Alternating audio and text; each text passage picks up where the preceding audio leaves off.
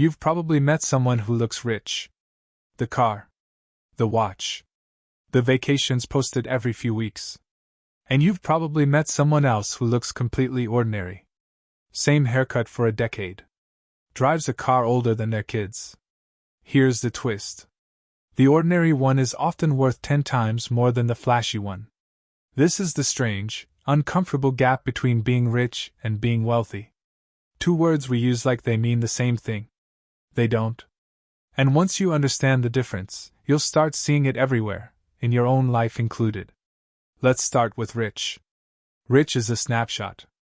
It's a number that describes how much money is flowing through your hands right now. A high salary. A big bonus. A great year in business. Rich answers one question. How much are you making? Wealthy is a different question entirely. Wealthy asks, how much would you have left if you stopped working tomorrow? It's not about income. It's about what you've built, what you own, what keeps generating value whether you show up to work or not. Two doctors can earn the exact same salary. One spends almost all of it on a bigger house, a luxury car lease, private school, and vacations. The other lives more modestly, invests a large share of that same income, and builds a portfolio of stocks, real estate, or a business stake. Both are rich by income. Only one of them is becoming wealthy. In 1996, researchers Thomas Stanley and William Danko published a study that shocked a lot of people who thought they understood money. They spent years profiling American millionaires, expecting to find flashy spenders in gated mansions. Instead, they found something almost boring. Most of the millionaires they studied lived in middle-class neighborhoods, drove used cars, and often worked ordinary jobs. Many of the people who looked rich, the ones with the expensive homes and the luxury cars, actually had very little net worth once you subtracted their debt. Stanley and Danko coined a phrase for this. They called it being under-accumulators of wealth. High income. High spending. Almost nothing left over. On paper, rich.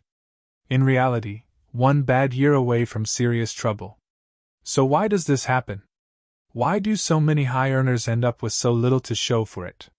Part of the answer is a psychological trap called hedonic adaptation. Every time your income goes up, your sense of what counts as normal quietly rises with it. The apartment that once felt spacious now feels cramped. The car that once felt like an upgrade now feels embarrassing next to a coworker's new one. Researchers who study happiness and spending have found that this treadmill effect is remarkably consistent.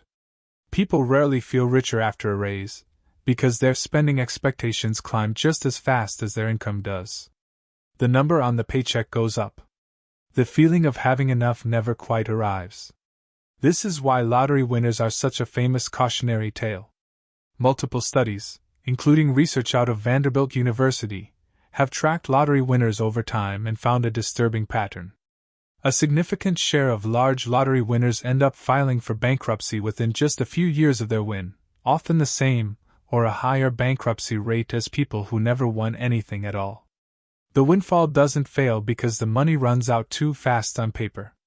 It fails because a sudden spike in income, without a shift in habits or financial literacy, almost always gets absorbed into a new, more expensive version of normal. Being rich, in other words, is incredibly easy to lose. It depends entirely on the income continuing. Stop the paycheck, stop the lucky streak, stop the bonus, and rich can evaporate almost overnight. Wealth behaves completely differently, because wealth isn't about money moving through your life. It's about money that has stopped moving and started working. A stock portfolio doesn't care whether you show up to a job tomorrow. A rental property collects rent whether you're on vacation or at your desk. A stake in a business can keep generating income long after you've stepped back from running it day to day. This is the real dividing line. Rich people often trade their time for money, over and over, indefinitely. Wealthy people build assets that make money without requiring their time at all. Financial researchers sometimes describe this using a simple mental model, the difference between active income and passive income. Active income requires your continued presence. Passive income keeps flowing whether you're there or not. Here's an example that makes this concrete. Imagine two neighbors, each earning $200,000 a year. The first neighbor spends almost all of it. New car every 3 years. A larger home than they truly need. Expensive dinners most weekends. At the end of 10 years, they've made $2 million, and they own almost nothing beyond their monthly bills and a mountain of maintained appearances. The second neighbor earns the same $200,000, but lives on a fraction of it, investing the rest steadily into index funds, retirement accounts, or a small rental property. At the end of the same 10 years, this neighbor has built a portfolio worth hundreds of thousands of dollars, an asset that keeps growing whether they work another day or not. Both neighbors were equally rich, year after year. Only one of them became wealthy. None of this means being rich is meaningless. Income is what makes wealth possible in the first place. You cannot invest money you never earned. But income by itself, without a plan to convert some of it into lasting assets, tends to just cycle back out as fast as it comes in, dressed up as a slightly nicer version of your old life. There's also a quieter, less flattering truth hiding underneath all of this. A lot of what we call being rich is actually a performance, whether we mean it to be or not. The car, the watch, the vacations, they're visible. They're designed to be seen. Wealth, by contrast, is often invisible by nature. A brokerage account doesn't have a paint job. A stock portfolio doesn't pull into the driveway. This is part of why the wealthiest people in a room are so often the ones nobody suspects. Their money isn't performing for an audience.